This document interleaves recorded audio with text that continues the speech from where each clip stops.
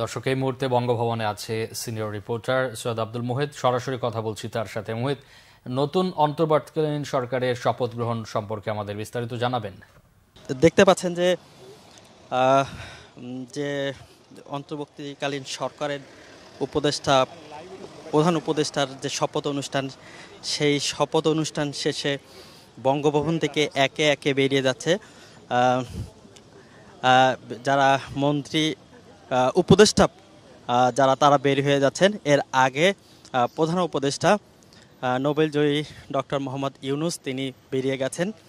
এর পরপরই তিন বাহিনী প্রধান তারাও বেরিয়ে গেছেন। বিভিন্ন দেশের ঢাকায় নিযুক্ত রাষ্ট্রদূত হাইকমিশনার তারাও এই শপথ অনুষ্ঠানে যোগ দিয়েছিলেন, তারা বেরিয়ে যাচ্ছেন। আপনি দেখতে পাচ্ছেন যে এখন যারা এই অন্তর্বর্তীকালীন সরকারের দায়িত্ব নিয়েছেন উপদেষ্টা হিসাবে, আপনি দেখতে পাচ্ছেন যে তাদের উপদেষ্টা তারা এখন বেরিয়ে যাচ্ছেন বঙ্গভবন থেকে।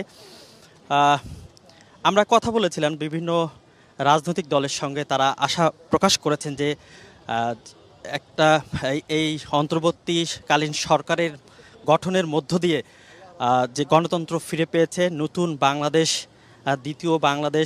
দ্বিতীয় মুক্তিযুদ্ধ তারা এটি দাবি করছেন, সেটি পরিপূর্ণ হয়েছে।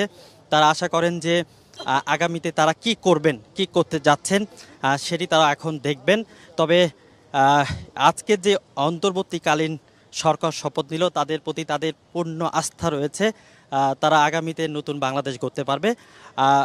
তারা এটাই আসলে বলার চেষ্টা করছেন। তো আপনি জানেন যে এরই মধ্যে 9টার দিকে, রাত 9টার পরে 17 সদস্যের যে উপদেষ্টা প্রধান উপদেষ্টা এবং 16 জন উপদেষ্টা শপথ নিয়েছেন।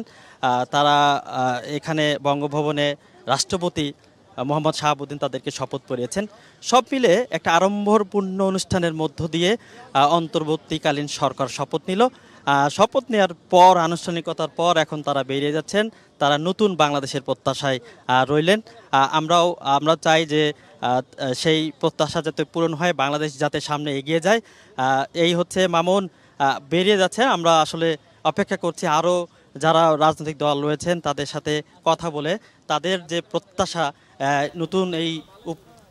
নতুন অন্তর্বর্তীকালীন সরকার তাদের সেই প্রত্যাশা কতখানি পূরণ করতে পারবে সেটা জানার জন্য। মামুন, পরবর্তীতে আরও কোনো তথ্য পেলে আপনাদের জানিয়ে দেওয়ার চেষ্টা করব। মুহিত, আপনাকে অসংখ্য ধন্যবাদ।